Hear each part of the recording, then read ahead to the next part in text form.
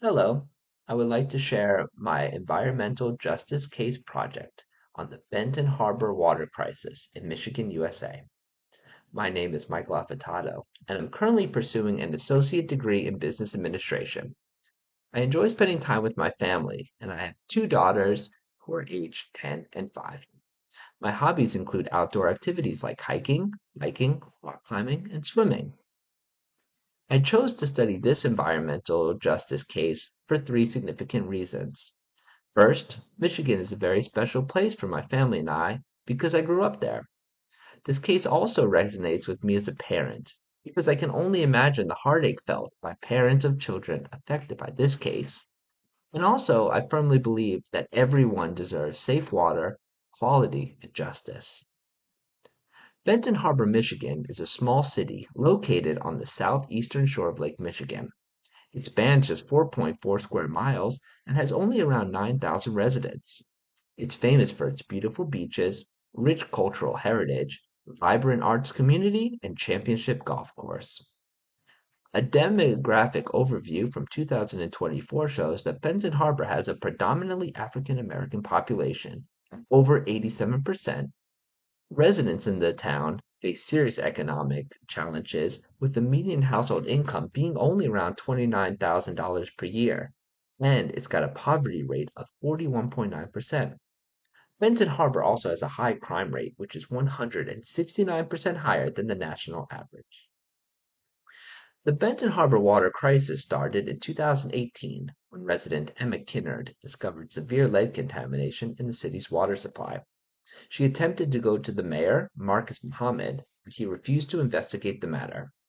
Finally, working with the founder of Benton Harbor Community Water Council, Reverend Edward Pinckney, residents got the water officially tested. The water testing results showed a lead contamination of 300 parts per billion, 30 times higher than the maximum amount of lead exposure deemed safe by the EPA. The Benton Harbor water crisis was caused by lead leaching into the city's water supply from its aging water infrastructure. Benton Harbor had a history of neglecting important maintenance measures for its water infrastructure, including corrosion control, which is essential for ensuring water safety. Ultimately, it was discovered that the city's water infrastructure had not been properly maintained due to a lack of funding. Finding of exceedingly high lead content in Benton Harbor's water system was alarming for both residents and environmentalists.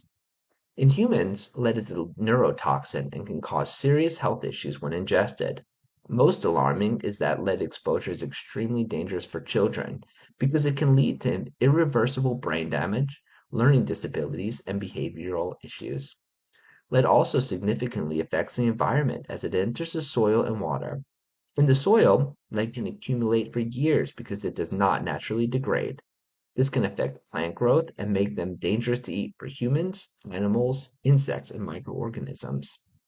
When lead contaminates the water systems, it begins to affect the aquatic food chain and animals that drink the water. With the government showing little concern and taking no real initiative after the findings, Reverend Pinckney, residents, and 19 other environmental groups filed a petition with the EPA for safe drinking water on September 9, 2021. The petition's goal was to get the federal government to address the severity of the issue and support the community. A press conference was set to present the petition to the media. However, the day before the press conference, Michigan Governor Whitmer finally stepped in, proposing a $200 million investment to replace lead service lines statewide, with 20 million of these dollars going directly to Benton Harbor to replace all the water lines in 5 years. In November 2021, 3 years after the discovery of the contamination, the EPA finally stepped in, issuing a unilateral administrative order to the city of Benton Harbor, mandating them to take immediate action to help. With the results of the investigation, Reverend Pinckney and Benton Harbor residents filed a federal class action lawsuit against numerous government officials and departments focused on the contamination and the city's poor response to the crisis.